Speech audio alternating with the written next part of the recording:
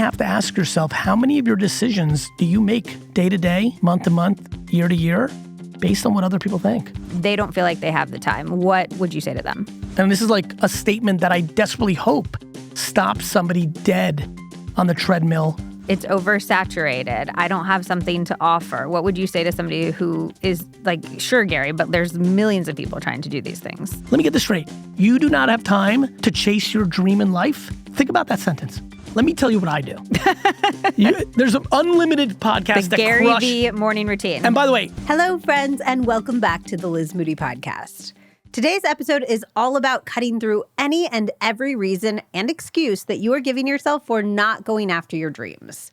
If you've ever felt stuck, if you've ever felt scared to take the next step, or unsure of what the next step even is, this episode is for you. It's going to feel like an injection of inspiration straight into your veins. My guest is Gary Vaynerchuk, or as you probably know him, Gary V. Gary is the ultimate entrepreneur. He's the creator and CEO of VeeFriends. He is a pioneer in personal branding and one of the most influential voices in business and social media today. From starting a lemonade franchise at age 7 to growing his family's liquor store into a $60 million business to becoming an early investor in companies like Facebook, Twitter, and Uber, Gary's career is nothing short of legendary. He is also the co-founder of Vaynermedia, a global creative and media agency, and the host of the Gary V Audio Experience, one of the top business podcasts in the world. He's also so kind and warm and lovely in person, which is not true of all of the public figures that I have ever met in my life. So I do just want to shout that out. He has a really lovely energy and just a really lovely kindness. And because this is Gary V we're talking about, this episode might be a little confronting. It might make you uncomfy. There is definitely cursing. But I promise it's all just to shake us up a bit and to get us closer to the lives that we are meant to live. Gary V, welcome to the show. Thanks for having me, Liz. I'm so excited. It's so fun to hear your voice in person because I've heard it through headphones for so many years. Thank you. Your voice is very distinctive. It's really crazy. I didn't realize that most of my life. And now, over the last 5 to 7 years, as my notoriety grew, the amount of people that just turn their heads around when I'm in public settings and talking to somebody, I'm like, oh man, my voice is distinct. And I get recognized now for my voice more than my face. And I'll be on a hike and somebody will come down the trail and be like, I heard you around the corner. And I'm like, oh my gosh, I have to be careful what I'm saying. In a real way. You learn that as you go through the process. Yes, I basically think I'm on the record at all times in my life. Even when I'm by myself, I'm like, the Alexa's listening. Does that mess with your sense of freedom to move through the world and have conversations with your friends and stuff like that? I would say actually the reverse. So back in 2006, when I started Wine Library TV, I'd be lying to you if I didn't say that I thought it would lead to something. I had a sense, like a sixth sense. I didn't overtly say it. I would argue it was more subconscious than conscious, but I had a sense. And somewhere around 2007, I said, I need to live my life. There's even videos about me talking about this, that I live my life on the record. Now, I had the benefit of already being so well parented that the way I behaved behind closed doors, in a lot of ways, was better than I behave on video. I'm loud and pretty aggressive and curse. A lot of people are worse behind the camera. Mm-hmm. I feel like I'm better in the way that the world would judge from a kindness or so. I actually feel like it's been liberating because I don't have to memorize anything. I don't have to remember anything. I don't have to worry about anything. I just live. And do I think it made me a better person? Potentially. Again, I give my mom just had her birthday this weekend. My mom is I don't know if, and I'm pretty good with words. I can't communicate to this audience enough that everything that I have, success and admiration, it's so easy for me to be detached from it because it is my mother's accomplishment. When they're like, Gary V, you're the GOAT. I'm like, my brain goes to Tamara Vaynerchuk, you're the GOAT. When they're like, Gary V, you're so fucking nice in real life. I'm like, my mom made me so nice. And I basically passed through every compliment to my parents and very much my mom because she raised me so specifically. And so similarly, it's been very easy to live on the record because I feel good about who I am. It's actually a nice segue. So I was telling you the theme of this episode is going to be reasons people don't go after their dreams or excuses that people give for not going after their dreams. And one thing that I heard from so many listeners is, I'm afraid of being judged. I'm afraid of being perceived. What would you say to somebody who isn't going after a dream because of that reason? Well, it was funny. Right before we started, I guess officially, I don't know how you edit here. Like you were like, this is what we're going to do. And I was like, oh shit. In my brain, I was like, crap. The problem, I'm going to have to be very thoughtful here because the seed, there's a lot of nuances, but the truth is it's all one answer. And it's this first thing we're touching on. There is so much to this conversation that it can probably eat up everything. And I'll go there because I think we're going to bring the most value in this. So we talk a lot about people's feelings in society these days, right? Anxiety, depression. I don't think people realize how big of a topic true self-esteem is versus the facade of self-esteem. And I don't think enough listeners realize right this second as they're listening. And this is like a statement that I desperately hope stops somebody dead on the treadmill makes them pull over on the car right now, makes them pull their poor dog back for a second because they need to stop while they're walking the dog. If you're listening, you really have to ask yourself, how many of your decisions do you make day to day, month to month, year to year, based on what other people think? And I would argue almost everyone listening right now has their balance way off on this, that they don't listen to their soul, their intuition, their destiny, their heart, their wants, themselves, because they're over worried about the judgment, because unfortunately, most people are parented by a parent who overvalues other people's opinions. And it becomes a condition that they believe is important. Immigrants always hear, I'm an immigrant, I was born in the Soviet Union. Don't embarrass us in front of the neighbors. Well, then all of a sudden you're like, fuck, the neighbor's opinion's important. And matters more than my own opinion of Correct. the situation.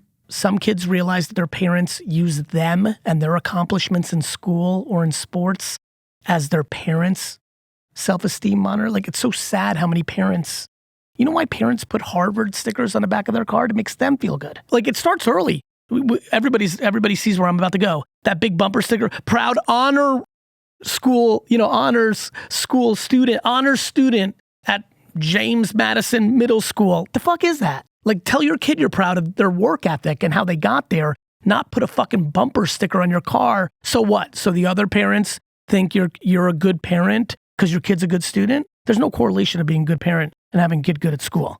My mom's the greatest parent of all time. I was the worst at fucking school. I'm a good human being. I wasn't willing to conform to a system that was not teaching me the things I needed as an entrepreneur. And I knew that in the 80s, let alone now in the 2020s when we actually understand it a little bit.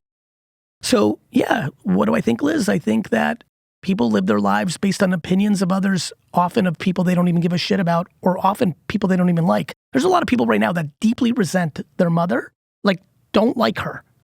Love her because you have to, because it's your mom, and you were inside of her, and there's that thing, right? Even when your parents are a piece of shit, you kind of weirdly love them. It's like epic. I actually think it's amazing. I think it's one of the best things of humans. But no, they are listening right now, and they're like shaking their head at their, wherever they are. They're like, yeah, I'm pissed at my mom. And yet they will still make a decision tomorrow about their child, against their child's best wish, against their own belief, to appease, to get validation from their mom because they're in a narcissistic or fucked up. Yeah, and then that's, at least it's mom. There's people out there that aren't posting on social media because Johnny Pants 19 is going to say they're ugly. They're literally not going to pursue their dream about being a famous gardener or selling more t-shirts for their little side business or sharing to the world a good piece of positivity around being a well-balanced parent or executive. They will not do that right now. They will not post that video because they're self-conscious about maybe being 10 pounds overweight or having a zit. This goes back to perfect lighting or sound. Like, I have so much respect for how you two see how the sound should be in here. But I don't think like a car passing by in New York City is taking away from the experience. In fact, I think it's enhancing it. Because every fucking podcast is nice and quiet. But getting a little of that New York, like I think the imperfections, they're good. And I don't think these things are absolute. If everything was so absolute, like about you have to be beautiful to win in Hollywood, well, what about Brody and his fucking crazy nose? And then we just see him so much and now we think he's the most handsome. Adrian Brody, is that right? Yeah. And his nose is fucking crazy. I think that the people who have more interesting faces are more enjoyable to watch. Yes, and I'm aware that AI is about to map what's beautiful and we're all going to be addicted and super attracted to humans that aren't even humans because they're AI and they're in social and you won't be able to tell the difference. And I'm sure, and I know that there's a mapping to what we consider as beautiful. You know, I think we've all mapped that. Like, I've heard that a million times. I don't know the math on it, but like symmetrical, I definitely know my nose is in it. And then there's the counter. There's unlimited people that we find attractive that subjectively, if they were just regular people on the street, we would not only not find like super attractive, we would maybe even find like not really attractive at all. And yet we're attracted to them because storytelling, because charisma matters, because kindness matters, personality traits matter. And so, I don't know, like this is all very long-winded. I'm sorry, audience, but I'm incredibly passionate about this, which is that most of us are unhappy because we're not able to love ourselves and follow our intuition, and we're overvaluing the external. And I want more people to go into their cocoon within themselves, get themselves right, love themselves more, because everyone else is going to have a negative opinion. So why, like if you can't be your biggest cheerleader, Liz, what the fuck are we doing? How the fuck are we going to live if we don't love ourselves? First of all, I agree with everything that you said. And I think it is so important. It is like, why am I letting my fear of some stranger's opinion keep me from going after my dream or somebody in my life? Why am I letting somebody else dictate my own life? But like you said, we are indoctrinated in this from our earliest memories. It sounds like you think that self-love, self-acceptance is the cure. A big thing I've been thinking about lately, to add on this convo, is when are we supposed to stop blaming our parents? Like right now, a lot of people are listening and they're like, I know what's happening. Like, they're like, yeah, my fucking mom, she always cared about, and right? And they're 39 years old and they're listening to you and I right now. And my question to 39-year-old Susan and Ricky is, when do you become accountable to the fact that for the last 20 years, you've been a grown-up, or at least 15, and you're capable of getting therapy. You're capable of hiking and getting that shit out of you. Well, and I also think there's such a difference between awareness and action. Like you can be aware to the end of time. Like you can be like, this caused this, caused this, caused this. But if you don't do anything with it, you're just wasting your life. Like this is your life. You don't get another chance to live it. And Liz, I would argue that the second you've become aware, it flips to being 100% your responsibility. I would agree with that. Right? Because before you didn't see it. Listen, let me be vulnerable. But this may blow your mind, because Gary V is candorous as fuck. It's a platform of mine. I shoot it straight. We've been candorous for the last 10 minutes here. Gary Vaynerchuk, in his day-to-day life, for the first 40 plus years of his life, if he was close to you and loved you, he struggled with candor because he viewed candor as fear-mongering. He didn't have a good relationship with candor. He couldn't find the middle. I thought if I told my employees that they were doing a bad job, that they would be scared and have bad days. You know, I really struggled with candor. I didn't see it. I didn't know that lack of candor was my kryptonite. How did you find out? Pain. Okay. Things like real life shit. Like a Facebook group was created of former Vayner employees that were like talking shit about me. And I was like, damn, I'm like one of the great. And I looked at it. Well, and it's like so important to you to be like, oh my God. Are like you, and by the way, lawyer, you're famous for your employee and good news, culture. and good news. No bullshit, good news. Babin's a former employee. Like good news. I was winning 94%, which is an unheard of number. But guess what? Look at the goosebumps I'm getting here, because they're coming. That 6%, like even though I know that I was better than 99% of the people out there, I didn't want one person to think I was a bad boss. And I had to like look at it and be like, why are these 30 people, it was only 30 minutes, but like, why are these 30 people mad? And I could look at, and I'm in my shit. I know my employees. I'm like, these are all the employees that I didn't have the strength to tell them the truth while they were there. And then out of nowhere, they got fired. I wasn't candorous. And then in my youth, in my 20s, I would blame them. When I was running the wine store for my dad, I'd be like, how did Ron not know? Like, and by the way, I would sit on this shit for a year or two. So I'd decide Liz is getting fired. Back in the day, sorry, Liz, but I'm just going to use you. At Wine Library, I'd be like, Liz stinks. I got to fire her. It would take me 12 to 18 months to fire you. Yep. And you know what happens during that time? Once you decide you're not managing as well, all this shit's happening. I didn't have the strength at that point to be like, Liz, can I see you for 15 minutes? Liz, listen, you're lovely. This is what I call kind candor. Liz, you're a nice person. Right now, it's not clicking. I have the unfortunate duty to make a subjective opinion, and subjectively, as your manager, as the owner of this, as the guy who's running it, like, I don't think you're doing the right stuff. Here's what I'm struggling with. I viewed that as like Liz would panic, Liz would quit, Liz would be upset. And I didn't want to do that, But I didn't realize that would be what would fix it. And it would be kinder to me, the fired employee. I have a friend who manages a huge, huge company. And he's like, the sooner that I say this is not a match, I have a thing called Match There. It's like, we're looking to find our matches. If it's not a match for me, it's also not a match for them. And I'm likely holding them back. And if I can give them information that helps them find a better match for their next career, that is much kinder for them. Your friend was further along than I was. And the other thing that sucked in this story is I had so many things going well. Like I had so many other things well, good intent, good person, talented, teaching, mentor, not selfish. I had all these great things that it hit it even more because it was so functional and going so well. But why not strive for perfection? Meaning you'll never get it. There's a flaw I'm sitting on right now that I can't see. But once I understood 5 or 6 years ago, 7 years ago, that candor was a problem, I wrote a book called 12 and a Half and talked about candor being my kryptonite, that being my half. I started to make social media content. I started talking out loud. People that really follow me know that 5 years ago, there was no conversation of this. And now in the last 5 years, I bring this up often as I'm doing right now. And so I would say to everybody who's listening, when you know that you have a shortcoming, that you inherited it from your dad, that was reinforced by your dad or mom and your environment of the neighborhood you brought in, once you realize it, now it's your responsibility. And what did I do? I put myself on blast. I say this shit out loud.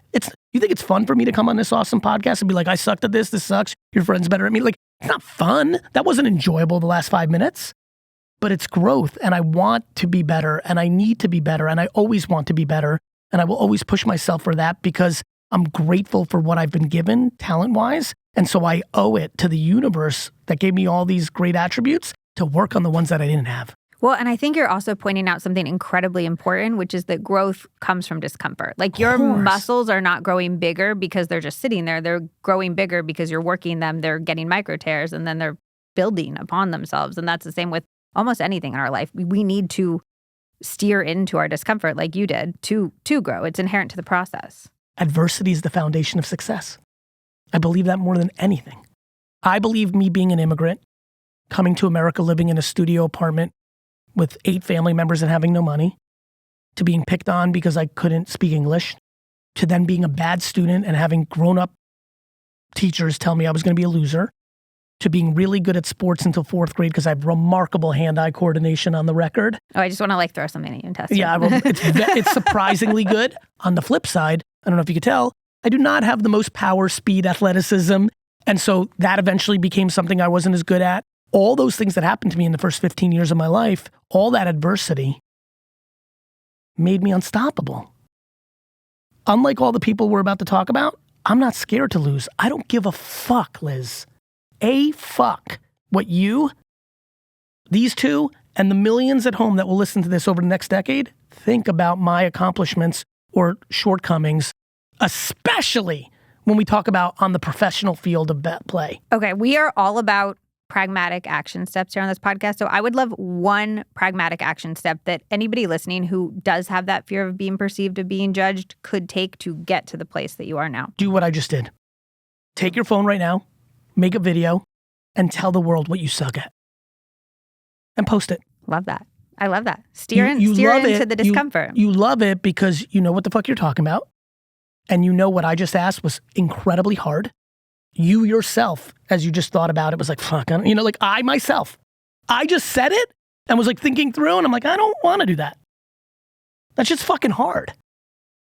This candor thing, it took me a few weeks to be like, oh, fuck, I'm going to have to talk. I didn't want to. It's fun to hide. It's easy to hide. It's easy to be cynical. It's easy to deploy hate. That shit's easy. The other stuff is hard. Accountability, hard. Deploying love in the face of hate, being the bigger person, hard. Hard. So you want an action step, Liz? I hope that every one of your incredible listeners, and one of the reasons I said yes to this is because I know you have a great community. I hope they take a video right now and be like, I've misstepped here. I overcoddled my child. Do you know what a woman or a man right now who has a 26-year-old child taking a camera, first call your kid that you're going to do this because this is going to cause all sorts of heat, and says, hey, I'm a parent. I have a 26-year-old. For the last 5 years, I've been paying for their lifestyle, and I made a mistake. Nobody wants to post that on social. But I can tell you right now, because I'm going right there, every parent of someone who's over 22 years old that continues to give them money and pays for their lifestyle is ruining their kid's life. Even with the way the economy in the world is changing, it feels harder to get ahead these days than it used to. Okay. First of all, harder if you believe one side of the narrative. There's never been a time in the history of the world where 22 to 30-year-olds have made more money independently than we are sitting right now. I don't know if you heard about this thing called podcasting and social media. No, tell me about it. So it's this thing, right? It's free. It's literally free. You do not pay Instagram. You do not pay Facebook. You do not pay TikTok. And you can make content, and miraculously, it leads to monetizable events. And yet, I think a lot of people feel like other fears that I heard, it's oversaturated. I don't have something to offer. What would you say to somebody who is like, sure, Gary, but there's millions of people trying to do these things? Those people have nothing to do with you. In fact, there are millions of people actually right now making hundreds of thousands of dollars a year on social media, either selling stuff or being a personality and monetizing in different ways. So then why not you? Nothing to offer.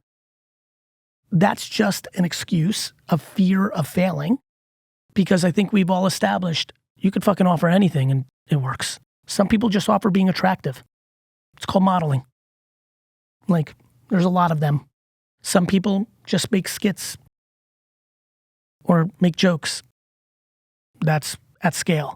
Some people talk about thoughtful, important subject matters like you. That's great. Some people give business advice and entrepreneurial advice. That's good. Some people have hot takes on sports. Some people tell you how to cook. You do know I can take the next 4 hours and 19 seconds. I'm not going to ruin this podcast. Yeah. But it goes all the way down to, like, some people talk about painting with fingers. Some people go into little child's play with action figures and make millions of dollars. Like, I'm just not interested in you telling me the global economy has inflationary issues when I know thousands of people every week start the journey of selling on live shopping on Whatnot or TikTok Shop, monetizing their content on YouTube. Like, there has never been a more prosperous time in the history of mankind because of the scale that social media is on and the cost of entry is zero than right now.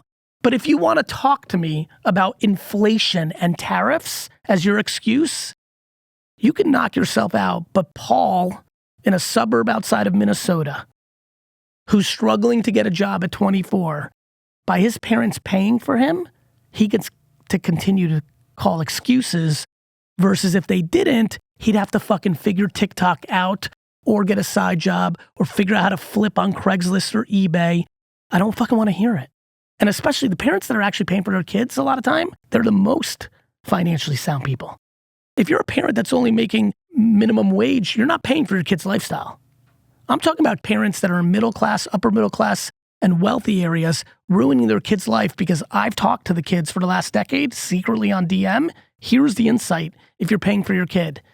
If your kid is 27-year-old dude on your fucking payroll for his Equinox and Uber and rent and vacations, you are, through your actions, you're going to like this, Liz, not through your words, through your actions, are telling your kid that you do not believe they are capable.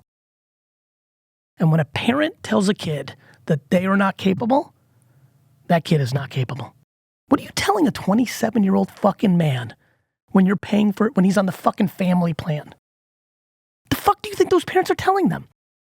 They're telling them you're a loser and we have to pay for you because you're not capable. What would you say to people who are worried about AI taking their jobs very soon? That if that's actually how they're thinking, that they should adjust. If you believe that AI is taking your job and you're a designer using Adobe and you have no ideas, you're just an order taker. You don't come up with the creative idea. Your boss does and says, make a picture of a moon smiling at a cow and the milk comes out and the man drinks it. Well, then you're fucking dead. But if you have an idea, if you're creative and strategic, you've got time. How much time? I'm not sure. I think, there's a lot to this, and the technology is profound, Liz. It is profound. You'll be doing your podcasts like me and you can do this interview typing it out in a minute. in like 5 years because the voices are mapped, the AI, like it's profound. I don't know, but I would say that if you're actually scared, what I definitely tell you that you shouldn't do is hang around and drink beers and complain about it. Learn a new skill, apply for a new job, figure it out. Like when the tractor was invented, 80% plus of society worked on farms. And a lot of people sat around, farmed, just like on this day, many years ago, and said, this fucking tractor is going to take our job. And we got new jobs. I don't know if you know this, we used to ride horses, not cars. It's 5 minutes ago in the scheme of things, less than 100 years ago. Do you know how many people are employed in this beautiful city to clean up horse poop on the streets? Tens of thousands. Tens of thousands of human beings worked in New York City 100 years ago, and their job was to clean horse poop because we all used them to get around. I don't know if you know this, Liz. No longer horse poop cleaners in New York City as a job. I got another one for you. I lived through this. You know how many people worked at the fucking Yellow Pages, at the height of the Yellow Pages before search engines? Thousands, all these people that are crying right now, if you're crying so much, I don't see you crying for the Yellow Pages executives and salespeople that got fired across the land. I don't see anyone crying for the taxi industry when Uber came along. What about all the servers that should be working at restaurants right now but don't have jobs because you're ordering all your fucking food from Seamless? It reminds me of the quote that's like, history doesn't repeat, but it rhymes. Like, we always feel like we're in unprecedented times, but if you look back, there's precedent. In fact, I was a DNF student, but I got A's and B's in history, and I never understood it, Liz. Never. It was like this funny joke. I just was like, maybe I'm interested. I don't know. It was very weird because I paid attention. And in hindsight, I feel like it was just a precursor to my destiny. I use history. The reason I get big accolades for seeing around corners is because I use history. The iPhone. Do you know that I can show you an article about the kaleidoscope? You know what a kaleidoscope is? There's unlimited articles written in Europe when the kaleidoscope came out saying that the kaleidoscope was ruining kids' lives the way we're talking about iPhones. Because they're just in this thing the whole day.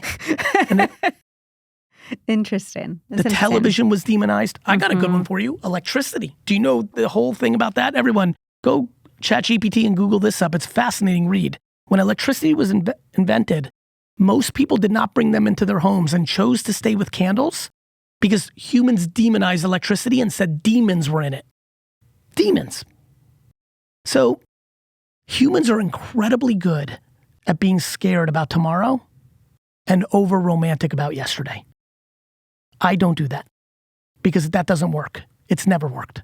How do you use AI in your day-to-day life to increase your efficiency? I use it as my strategy thinker.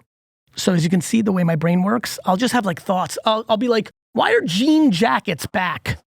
Like literally, that's how my brain works. I'm literally, this is a ChatGPT the other day. This is literally a prompt because I'm a strategist, cultural strategist at heart. I wish it was on my screen, but it clears on the cache. When do you think, or is there any indications on social media right now or in popular culture that makes you believe that the clean-shaven look during the height of the Friends era, where dudes are going to be clean-shaven because we've been on a 20-year run of facial hair, stub, mustaches, beards, do you see any indications? And I literally, for about 30 minutes, talked back and forth on, is there anything around the corner that would lead us to believe that there's something to happen with clean shaving? Because from an investment standpoint and from a marketing standpoint, I want to think about how Gillette needs to think about things. Do I want to invest in the next Dollar Shave Club or not? Is there something to be had? Like, so I don't use it more like do this for me or do that for me, though because I have a different life than most people. I have 3 full-time admins, 2 full-time chief of staff. If I had none of them, I would do a lot of efficiency work that way. And by the way, they're doing that. They're getting all these chatbots and all this infrastructure agents in place. I think it's crazy when bosses discourage their employees from using AI because I'm like, don't have them do your work for you, but have them use AI to be so much more efficient with their jobs. In fact, I am going the other way. Like I have a company-wide meeting coming up that's saying, hey, good news, we're growing so much, no one's losing their job, but if we are not 3 times more effective and efficient in a year, we've got a real collective team conversation. You're not fired, but I expect you to do a lot more, not because I need you to work more. Fuck, I want you to work less if you want to. Like you can work 3 hours a day instead of 9, but you need to AI the fuck out of that shit. Agree. And so that's it should where be that's viewed going. as a positive, and I think like teachers are missing it a lot Teachers when they're are like fucking teachers. discouraging. By the way, on the record, I believe education is the only thing. The only thing. The more you're educated, both knowledge or socially, the better you'll be. But when these school systems, I mean, did we not learn from the calculators or from the internet? I mean, we go through this every time. Like, it's gonna exist. Let's train students to use it well, to be able to distinguish what's good information, what's bad information. Liz, I'm There's 49. So many Do you know that skills. we couldn't use calculators in the SATs? And I then couldn't. And then 5 minutes later, it was like mandated. And like, what do you think's gonna happen? Like, AI, what the fuck do you think's gonna happen? Yeah. Okay. Another reason that I got constantly that people felt like they couldn't go after their dreams was they don't feel like they have enough time between their normal job, between the chores of everyday life. They don't feel like they have the time. What would you say to them? I would say to them a couple things. First line is everything great is hard.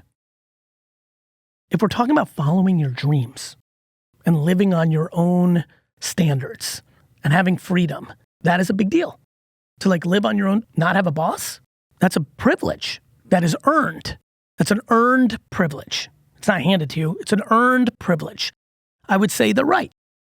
Most people are caught. Let me explain the next part that's going to hurt feelings. I would say that most of them are overspending. The reason most people can't quit their job is because they need the income to pay their bills. My question is, what are your bills? This goes into a very important conversation for the people that said that. If you're chill, if you're like neutral, mazel tov. If you don't want to eat shit for 3 years to have even more on the back end, you're allowed. It's the people who complain that their life sucks that say their excuse to me is, well, I can't do anything, Gary. You don't fucking get it. You have it good. I'm like, you don't fucking know me, bro. I didn't have it good. And I got to my place out of work and I was willing to sacrifice. I made $50K in my 20s a year building a business for my dad and left with nothing. I started Vaynermedia in a conference room of another company at 34 years old because I had no money. I fucking worked 100 fucking hours a week for my dad and got paid dick and built a huge business for him and left with, you don't know me. So what I did was I sacrificed. When I was making $50K, Liz, I was saving money. I lived in a shitty apartment. I didn't drive a fancy car. I had 13 pieces of clothes, maybe 50, meaning like with socks and underwear. I didn't do shit. I didn't spend shit. I definitely didn't buy fucking Starbucks and eat out every night. I've literally watched people in my office complain about shit and then go buy 4 $38 martinis. And by the way, you're allowed. Yeah, I mean, I think what would you say to the correct. person who's like, but I have one life and I want to enjoy it? Then don't fucking complain. Like, you're right. You're allowed. There's a lot of people that live in debt their whole life and die and are happy about it. I'm just saying don't complain. How do you weigh out whether you're sacrificing in this moment for something that's going to be more likely to pay off down the line? Now we got a combo. By knowing the truth, which is go to a retirement home and go speak to 15 people who are 90 years old that aren't your grandparents and talk to them about life. And you will leave that afternoon, A, donating your time to the elderly, which is a beautiful act. And you will leave with something called wisdom. And in that wisdom, you will realize something, my friends that are listening, that you don't know if your sacrifices are going to pay dividends, but you will know that if you don't go for them in your 80s and 90s, you will sit and talk about regret, which is the ultimate poison in society. You don't know, but what you do know is you hate your job right now and you're not that happy. So one thing you know that you're not fucking pumped. So what the fuck's the alternative? To me, people are not living within their means, Liz. People buy houses that are too big for them. They drive cars that are too fancy for them. I'm going to push back a little bit. Please, you're allowed. Because by the way, I'm not like, this is my opinion. less people are even able to buy houses at all than ever historically. Historically, the cost of the home compared to the average income has never been higher. So I'm it's aware. not just this like group of people who are like in their big suburban Liz, homes. I'm not talking about, that is absolute facts. Yeah. That's not what I said. Okay. We agree on that. Okay. The separation of wealth is one of America's biggest vulnerabilities. Completely agree. I know how the French Revolution happened. Like Talk about history. Liz, about history. Liz, we need a middle class. I love paying taxes. Yeah. I spend zero time trying to not pay taxes. Zero. I have no problem with that conversation. That's not what I said. In fact, I'm happy for those people that are not buying homes because everybody leaves too big of a deposit to have 3 extra rooms they never use. And then they run out of cash flow and they're stuck to a job they hate. In fact, I'm actually very pro live in an apartment your whole life or rent your whole life and keep your cash flow good to give you freedom to chase dreams and happiness. So you think we're being sold on the wrong dreams? Okay. I do not believe owning a home is the greatest thing that could happen to a human. I believe having financial freedom to give you optionality to adjust to how you're feeling in a moment is the greatest dream. I believe the down payments on homes fuck people. Real estate agents tell you to drop the biggest deposit you can. I say owning a home is a great asset too. Like, I'm not against it. Don't fucking burn all of your fucking breathing room on the deposit. Okay, so one thing you think we're doing is perhaps overspending or not looking at... Yeah, by the way, it adds up. Like, it is not your God-given right to have an Equinox membership. Taking the subway is an option. Like, public transportation is an option. You don't need to Uber everywhere. I'll say it again. Live your life. I have relatives who are in debt their whole life, and their argument is happiness, and like, they want to enjoy their life. The problem is they're the biggest complainers in my family. I don't see the correlation. Let me take a step back for people who've never heard my content or have a more broader view on me and are taking a feeling to what I'm talking about one way or the other, pro, con, middle. This entire convo over the last 20 minutes is simply about one thing. If you don't complain and you're not unhappy, do whatever the fuck you want. This is a simple conversation of people who are unhappy. And when you're unhappy, you have to take different actions, right? Yeah.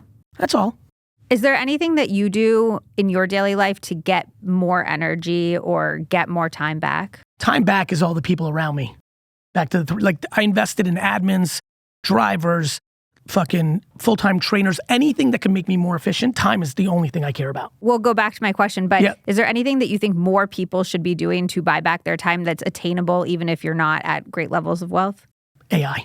Okay. AI will be, I've worked super hard for 2 decades to get to a place where I could afford that kind of infrastructure. When I was 38 years old, I had nothing. I didn't have an admin. Definitely didn't have a driver. I didn't have a membership to a workout place, let alone a full-time trainer.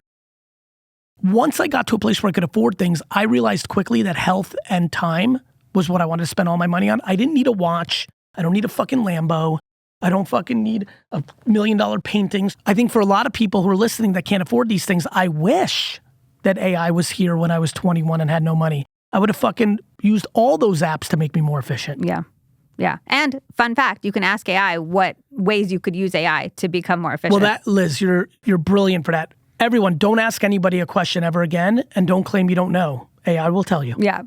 Like, at least it will give you a starting place to go from. Do you have any other habits and routines that help you Back to your question? get back your energy? My energy comes strictly, I think, at 49 years old. I think I have it mapped. I believe the reason I am right now and super hyper on this podcast is fully out of gratitude. I think it is by far my biggest fuel. I am grateful that I'm in a place in my life where I'm invited to a great podcast like this, where I get to spit the shit that my mom taught me to the whole world. It's literally making me smile on the spot right now. I am grateful every day when I wake up in the morning. I did it today. I woke up this morning. I immediately look at my phone. Immediately. Lots of people talk about, my fiance wants to meditate for 30 minutes and do this and walk and grounding and fucking ice bath and all the fucking news. Let me tell you what I do. There's an unlimited podcast that Gary V morning routine. And by the way, everybody else's is incredibly valid. I'm just telling you mine. Okay. Mine's very different. No ice bath, no red light, no fucking putting the blood of a young kid into me, no fucking going outside and talking to the grass, no fucking none. No fucking turmeric in the water, nothing. Wake up, immediately grab my phone, and I see no missed calls and 1 million texts from a sibling or a parent, and I am fucking pumped. Liz, I swear to God, that's my life. I grab my phone right away, and if nothing happened overnight that was catastrophic, I wish we knew each other for 30 years so you could tell your audience he's telling you the truth.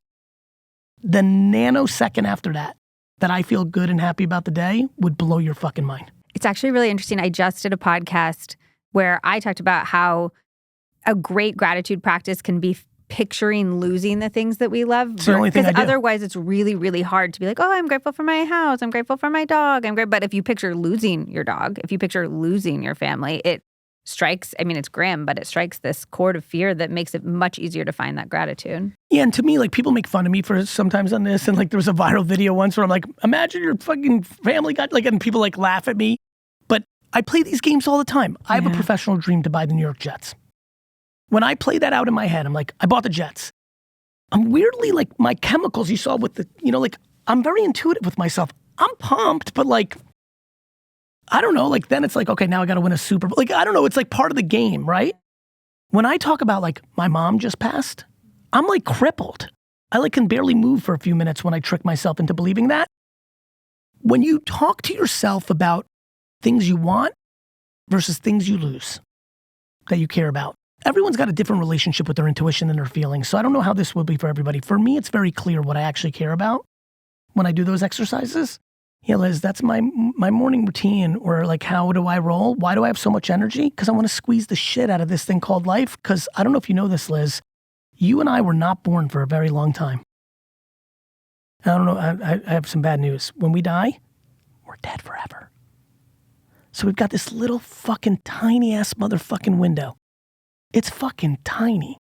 Even if, God willing, with modern medicine, you and I get to 100 years in the scheme of the world is nothing. Why on earth are you willing to settle? Why are we willing to settle? You have to fight. You have to fight so hard to be happy. And when you fight so hard to be happy, a funny thing happens. When you actually strategically fight to be happy, it's very easy to be happy. There's a lot of people right now who think they're fighting to be happy, but they're fighting to be happy day to day. They're not fighting to be happy in life. They're fixing the sink, not the well. Okay, so how do we zoom out and fix the well? By really going back to the themes of this conversation and just asking yourself, are you doing two things? One, having honest and real conversations with yourself. Are you actually happy in your marriage? Are you in a toxic relationship with your parent? Are you being accountable to how you're showing up for your siblings, your children? Are you contributing to being mad at your parents? Are you just doing the same behavior to them that they're doing to you? Do you have the capacity to be the bigger person? Are you enjoying what you do day to day on your profession? Or are you just doing it because it's the place where you can make the most amount of money, but then you just complain about being unhappy? By having real hard conversations with you. And if you're unable to have those, if you're like, Gary, cool, but you know, it sounds like you, Gary, are self-aware and I'm not self-aware. How do you become more self-aware? Therapy, work. Like my big thing, and I'll bring it up again. When are you on the other side of this podcast ready to take on 100% accountability? When is it no longer Biden or Trump's fault? When is it no longer your mom or dad's fault? When is it no longer your boss's fault? When are you willing to be 100% accountable? And the second you're like, it's on me, and it sounds crazy. And Liz, this is important because you've been jumping in with a certain theme, which is exactly right. There are many circumstances outside your control. There are things that happen to people, right? My mom lost her mom at 5. My dad lost his dad at 15. I was born in the Soviet Union. Like there are millions of things that happen to a human that are shitty. Like there is real adversity in the world. I'm not saying none of that stuff matters. That would be incredibly insensitive and delusional. I'm not asking that question. I'm asking, when do when are you willing to say, against all these odds, I am capable of change? Because if you decide you're not, well, then you're not. In life, you find what you're looking for. The algorithm in social media is the exposer of you, not the changer of you. You go in my algorithm, it's sunshine and rainbows. It's the Jets, it's the Knicks, it's trading cards, it's happiness. I have no politics in there. Facebook and Instagram and TikTok didn't change you. They exposed you. People are addicted to negativity. Liz, negativity and darkness is easy to hide behind. All these things that you got from people, they don't want to be on the stage because they're worried about the booing. I think there's a lot of people who want to go after their dreams, but don't have a sense of what they are. They know they're destined for something bigger. They maybe don't feel satisfied with the everyday, but they don't know what direction they want to go. What would you tell them? Talk to the world through social. Again, similar to AI, social media right now, when I got into social in 2005, 6, 7, 8, it was going to change the world in a positive. You should have been there at these conferences. When Zucks was early talking about Facebook and Ev and Jack were talking about Twitter, it was nirvana. I thought it was like a hippie compound. It was really, honestly, it was like love and peace. And now today, everyone listening is like, what? Everybody here blindly looks at social now as a negative. I think social is one of the most positive forces in the world because it's powerful. In the same reason that people are like, this fucked up shit, you do know that means it can make incredible things. This would not be happening if there wasn't the internet. True. You would have had to been picked to be on a radio station. You understand? Yeah. You and I, together here, have left a very positive deposit. I literally believe that there are 3 people listening that are going to really hear me and you today, and their life will be better. Do you know how amazing that is? What do I think about what you just said? I think people should go out and make content and talk to the world about their process on this. The opening video is like, hey, I'm Susan. I'm 43 years old. I'm a divorcee. I have a 17-year-old daughter. She's going to college in a year. And I feel like I'm really ready for my next chapter. And I'm going to be 44 years old, and I'm a young woman. That's another thing. This, I talk a lot about age. I'm obsessed with this. I do not know why people think at 50 their life is over. I can't deal. You're going to live to 90. What the fuck are you doing for the next 40 years? Anyway, make a video and be like, and I'm going to keep role playing. And she's leaving in a year. She's my sunshine. She's my world. I'm going to miss her. But I'd be lying to you, world, if I didn't say I do feel like I've got something to give. And here are my interests. I like cooking. I like travel. I like the Chicago Bears. I like donuts. I like skiing. If you have any thoughts, or what happens that people don't realize, in that scenario that I just said, that woman is putting love and optimism into the world. Do you know what happens in her comments? She gets love and optimism back. She'll also get 3 or 4 people that shit on her because people that are hurt are very affected by positivity. There's a level of envy and jealousy that a negative person, someone who's hurting right now, I get this a lot. And I get it. I'm fucking out here spitting sunshine and rainbows. I get everybody that I'm a little aggressive and there's some cursing and there's some Jersey in my delivery. But here's the fun part. For all the people listening, Liz, that I was a little bit too much for, on the flip side, there's a couple of people that I was exactly right for.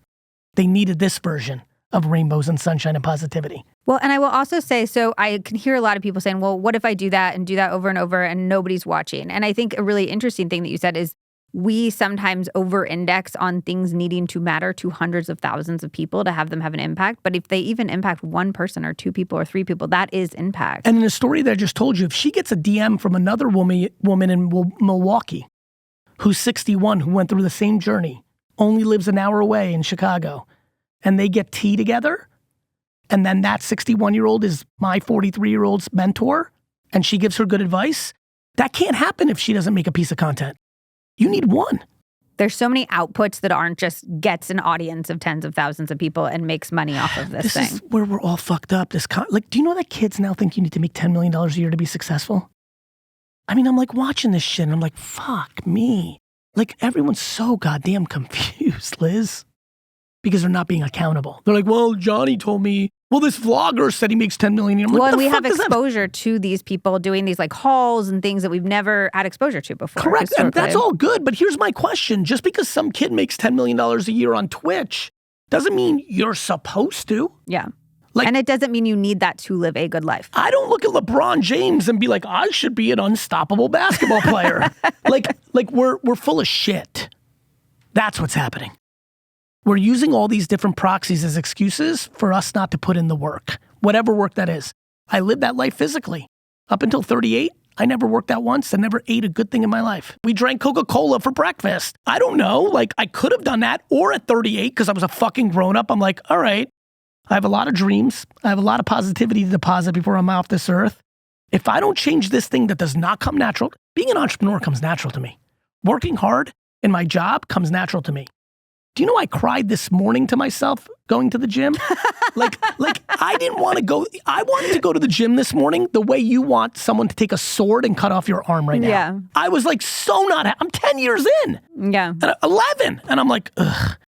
And it was rainy today in New York. And you know what that happened? You know, when you're up early. And I saw Babin because we were getting ready for our first Daily V in a long time. He was in the coffee shop, and my brain said, oh, maybe I can tell Mike, my trainer, that I ran into Babin. I needed to catch up with him before the Daily V. Like I was like trying to find my excuse. And then I just went in there and fucking did it and fucking sucked. And by the way, I'm not even going to give everyone the fun story where like, oh, and after I felt so great. I didn't feel great. I was like, fuck that shit. But I fucking don't want to die earlier than I can because I love life. And so I'm willing to pay the price for what I want. Just like all those people who say they don't have time. Let me get this straight. You do not have time to chase your dream in life. Think about that sentence. You know what I say to all those people? Show me your calendar. I want to fucking see it, Liz. And show me your screen time. Show me it. Yeah. Show me it. Like, what are you doing Friday night at 8 p.m.? I know what you're doing. And I'm empathetic to this. Please do not let my aggressive communication style and energy confuse you where I sit on empathy. If you do not like your job and you have kids and all this stuff, you know what you're doing on Friday? You're fucking recalibrating. I get it. You want a beer and just watch the game and just fucking, I get it, but fuck, you're unhappy. So I need your Friday night to start your fucking internet thing. Yeah. You know, like I need you to wake up a little earlier on Saturday. It's a funny thing, Liz. Every time in real life that I've gone under the hood, for real, because I give a fuck about someone like this, I miraculously find 25 hours. Can you leave us with just one homework assignment, something that we could all do the moment we turn off this podcast to get a little bit closer to our dreams? God, I'm so into this. Couple things. One, suffocate yourself. And here's what I mean by that. Not literally, please, because then you'll be dead. Couple things you can do. We've touched on them. One, you can make a video to the world, post it on your Instagram right now, where you go accountable or say something you're going to accomplish and ask the world to hold you accountable. People hide. One of the biggest reasons I got better in shape is because I have to send my scale to my trainer every morning. Helped. Two, call someone who's closest to you and apologize for blaming them. And especially if you're over 22 years old. My friends, if you're over 22 years old, you're a grown-up. Like you're a young grown-up, you're 25, you still got a lot to learn, but you're not a baby. So I think suffocating the excuses, this is all about accountability. I believe, so VeeFriends, right? VeeFriends is my Pokemon meets Sesame Street. I'm really excited about it. It's like truly, but when I'm dead, it might be what I'm known for. This whole Gary Vee chapter might not even be, like that's how much I think I'm Walt Disney, Jim Henson. Like I'm doing it, okay? I'm really excited about Liz. I'm building one of the most important new intellectual properties in the world. And we have Patient Panda and we have these great characters like that are like teaching. Yeah, it's really an interesting IP. I call it 3 to 93. So it's like Batman. There's like Batman the Lego movie for 3-year-olds, but there's also like the rated R Batman. Yeah. So I have like mature comic books. If you want to learn about it, it's veefriends.com/cartoons. 4 to 8-year-olds, killer. And it teaches them like really good attributes. Yeah. But there's like real like empathy elephant and passionate parrot, right? And gracious grizzly bear. But do you know who secretly my favorite VeeFriend is? Accountable ant. One of the reasons I'm building this world is I want to get the kids earlier to teach them important attributes. And I think accountability in this over-coddling generation of parenting is incredibly important. Life has consequences. And so the homework assignment is to put yourself on blast. Do what I did about, I didn't need to come here and like talk about this huge kryptonite shortcoming and a Facebook group making fun of, like, you know what I mean? Put yourself on blast. Own it. Own it. Own it. Because in life, there's no Ozempic for your personality. You're not going to be able to pop a pill and all of a sudden become more accountable.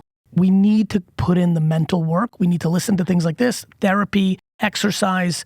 There's a lot of things that will work for people. I don't care if you have to go to like the woods in like Central America, if you can afford all these weird treatments and ayahuasca or whatever the fuck that's called. Like, I don't care what you have to do. You have to take action. This is what I like that you talk about. I think the biggest action you can do is to put yourself on blast. If you call someone and apologize for having excuses, or if you make a video and post to the whole world about a vulnerability or an accountability, your life will change. And all this shit we're talking about, you know how you get out of fear? You know all of this is the same as being a kid, right? Do you know that I was scared of swimming, I was scared of riding a bike, and I was scared to kiss a girl? All three. And I mean pretty damn scared. I was just maturing slow, you know? Guess how it all got fixed? By riding a bike, jumping in the pool and swimming, and kissing a girl. people are scared of people's opinions. You want to fix it? Go and make a 1-minute video and tell everybody what you suck at. I call it the 8 Mile rule, right? You ever watch Eminem's movie, The 8 Mile? You know the last battle rap? He goes first. And he spends the entire rap making fun of himself, leaving the other guy nothing to say. And he has this transition to Clarence in the last battle rap where he shits on himself and then he says one transition line. He says, "That's me, but I know something about you." The reason I'm willing to be vulnerable, the reason I like sucking at things, the reason I like losing, the reason I like being booed and judged and all that shit is because everyone else sucks too. Liz, everybody else sucks too. Stop putting people on a pedestal. Everybody has strengths. Everybody has vulnerabilities. We're just fucking human beings. And the real game is just trying to close the gaps on the vulnerabilities that are actually causing you your pain. I love it. Well, thank you so much, Gary. This was wonderful. Thanks, Liz. I hope you feel a little bit motivated to take a step in the direction of your dream life. If you could take 1 second and copy a link to this episode and send it to just one person, maybe somebody who has a dream that they're not going after, I would appreciate it so much. It is the best way to support the show and to make sure that we can continue to get amazing guests like Gary. And while you're at it, check if you're following the show because 50% of you guys listening are not following, which means that you are going to miss out on all of the amazing episodes that we have coming up, including a solo episode about my weight loss journey. We have parenting hot topics with the iconic Dr. Becky Kennedy. We have a deep dive into why so many of us are getting chronic illness these days, and so much more. We are able to bring you this show completely free thanks to the amazing brands that we partner with. If you're looking for science-backed products to elevate your life, you can find all of our current discount codes at lizmoody.com/codes. If you want a transcript for this episode or bonus content that you will not find anywhere else, like a look at the science behind raw milk, or if NAD Plus is worth taking, you will find all of that on our newsletter, The Takeaway, at lizmoody.substack.com. Lastly, come hang out with me on Instagram. I'm at Liz Moody. I share tons of additional content, fun, actionable tips on how to apply everything that we're learning on the podcast to your everyday life. Okay, I love you. I love getting to spend this time together, and I will see you on the next episode of the Liz Moody Podcast. Oh, just one more thing. It's the legal language. This podcast is presented solely for educational and entertainment purposes. It is not intended as a substitute for the advice of a physician, a psychotherapist, or any other qualified professional.